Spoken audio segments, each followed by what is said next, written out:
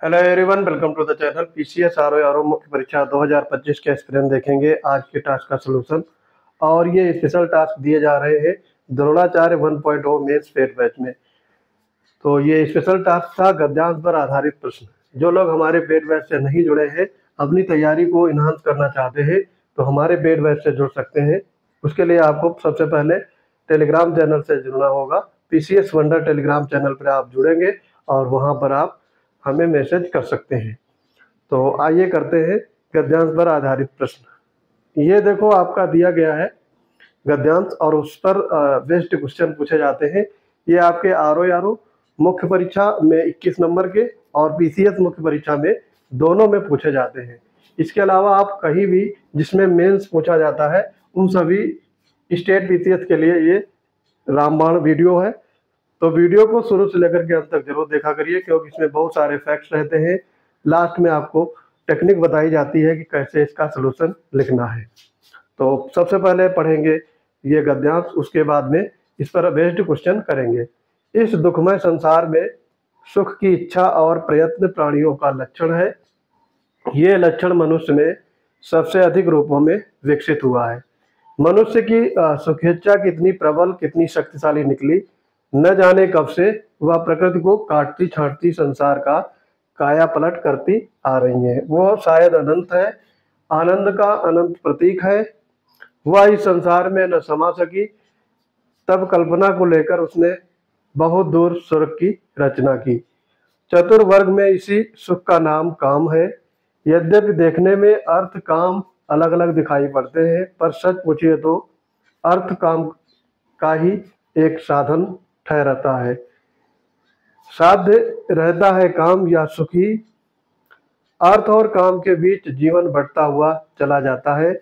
दोनों का ठीक सामंजस्य सफल जीवन का लक्षण है। ये आपका है आज का टास्क। और इस पर बेस्ड क्वेश्चन कौन कौन से होते हैं? प्रस्तुत गद्यावतरण का शीर्षक लिखना है, अंशों की व्याख्या लिखनी होती है। ये 3 नंबर का हो गया, ये 6 नंबर का, ये आपका 12 नंबर का हो गया अंशों की व्याख्या। और संक्षेप में सारांश लिखना होता है, ये आपका 6 नंबर का। तो टोटल आपके 21 अंक के ये पूछे जाते हैं। तो आइए करते हैं इसका सलूशन। प्रियंका यादव ये ललितपुर से है और ये पीसीएस मुख्य परीक्षा ऐसे और सामान्य हिंदी की एस्पिरेंट है पेड बैच की। तो ये इसका सलूशन भेजती हैं, देखते हैं इनका कितना सही है। शीर्षक भेजा है सुख की कामना। ये सही है, क्योंकि यहाँ पर सुख की बात हो रही है, वो फिर चाहे काम हो या फिर अर्थ हो, उसके परिप्रेक्ष्य में अल्टीमेट आपका सुख की कामना की गई है। इसके बाद में रेखांकित अंशों की व्याख्या इस दुखमय और डैश डैश करके हुआ है। जितने शब्द इधर लिखने हैं उतने ही लास्ट में, और बीच में आप डैश डैश करके लाइन को छोड़ते हुए जैसे इस तरीके से डैश डैश करके लिखना है। उसके बाद में नीचे हेडिंग डालनी है व्याख्या। सर्व दुखमय जगत के मूल स्वर से परिचित सभी जीवित प्राणियों में मानव संसार में सुख की चाह में सतत प्रयत्नशील रहा है। उसकी प्राप्ति के लिए विविध उपक्रमों में संलग्न रहा है। ये जीव की स्वाभाविक प्रवृत्ति ही होती है। यद्यपि सभी प्राणी सुख की इच्छा रखते हैं, परंतु मानव ने इसे कार्य व्यवहार से प्राप्त करने का सर्वाधिक प्रयास किया है। ये आपका हो गया पहले रेखांकित अंश की व्याख्या। सही है। दूसरा रेखांकित अंश है इस संसार और फिर डैश डैश करके काम है। तो यहाँ पर 3 शब्द लिखे हैं, तो यहाँ पर भी इनको 3 शब्द लिखने चाहिए था, ताकि देखने में भी अच्छा लगता है और लिखने का यही सटीक तरीका है।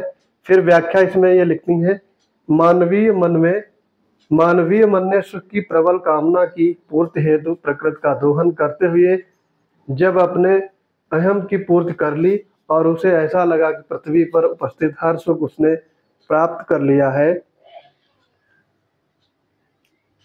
तब उसने सुदूर स्वर्ग की कल्पना की। चतुर्वर्ग में इसी सुख को काम के रूप में परिभाषित किया गया है। तो ये आपका हो गया दूसरा रेखांकित अंश की व्याख्या। तीसरा है अर्थ और काम फिर डैश डैश लक्षण है। तो यहाँ पर 3 शब्द है, तो यहाँ पर भी 1 शब्द और लिखना चाहिए था।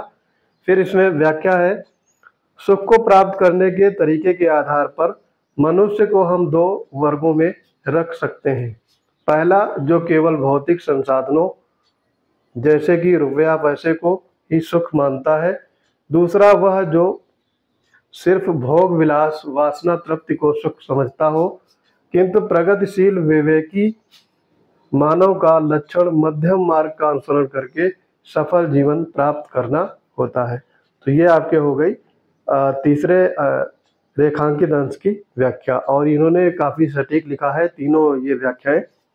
उसके बाद में लास्ट था आपका गद्यांश का सारांश। ये आपका 6 नंबर का पूछा जाता है। तो इसमें टोटल जो आपका गद्यांश रहता है उसका जो सारांश लिखते हैं वो आपका 1/3 यानी 1/3 से ज्यादा नहीं होना चाहिए। कोई भी गद्यांश अगर दिया गया है, जैसे मान लो आपका 300 शब्द का दिया गया है गद्यांश, तो उसको आप 100 शब्द में उसका सारांश लिखेंगे। सारांश का मतलब होता है सार गर्भित अंश, यानी संक्षेप में बताना। ठीक, उसमें सारा सार आ जाए लेकिन वो अंशता रहे, तो इस तरीके से सारांश को परिभाषित करते हैं। तो 300 शब्दों में सारांश अगर दिया है तो उसको आपको लिखना है 100 शब्द में। उसको कंप्रेस करना है, उसमें से मूल मूल बातें छाट करके लिखनी होती हैं। तो ये भी लिखने से ही होगा।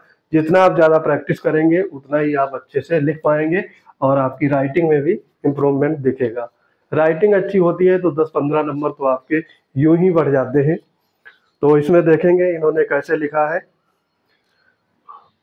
देखो यहाँ पर है, मनुष्य के सुख, मन में सुख की कामना बहुत प्रबल रहती है, जिसको पूरा करने के लिए वह विभिन्न आयामों की तलाश करता रहता है। इस चराचर जगत से लेकर स्वर्ग तक अपने सुख की प्राप्ति के लिए नए प्रयास करता रहता है। आनंद की खोज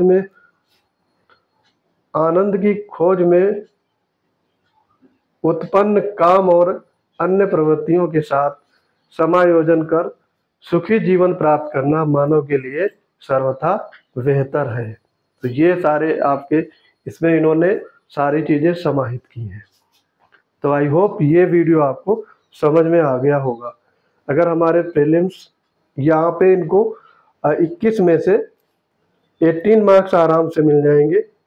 ठीक है, तो इतना मार्क्स अगर मिल रहा है सारे खंडों में तो ये काफ़ी इम्पोर्टेंट रहेगा और आपकी अच्छी खासी रैंक बन सकती है, क्योंकि मुख्य परीक्षा से ही आपकी रैंकिंग होती है।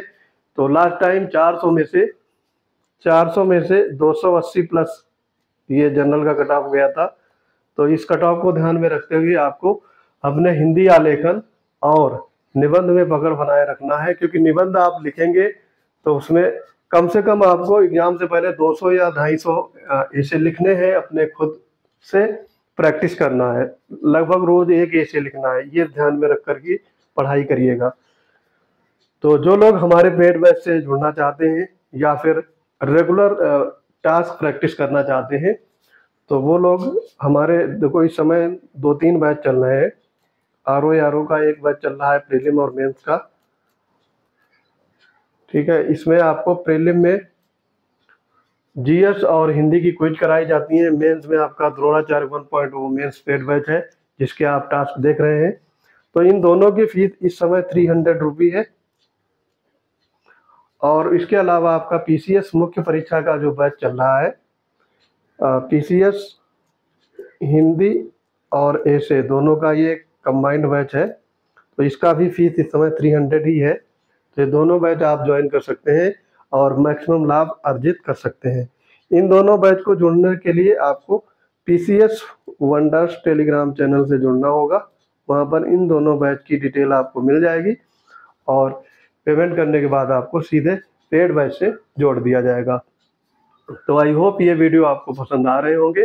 चैनल को ज़्यादा से ज़्यादा शेयर करेंगे अपने फ्रेंड सर्किल में, ग्रुप में, अपने फैमिली मेम्बर्स के साथ, ताकि उनको भी मैक्सिमम लाभ अर्जित हो सके। तो मिलते हैं अपने अगले इंपॉर्टेंट वीडियोज में, तब तक के लिए पढ़ते रहिए। जय हिंद।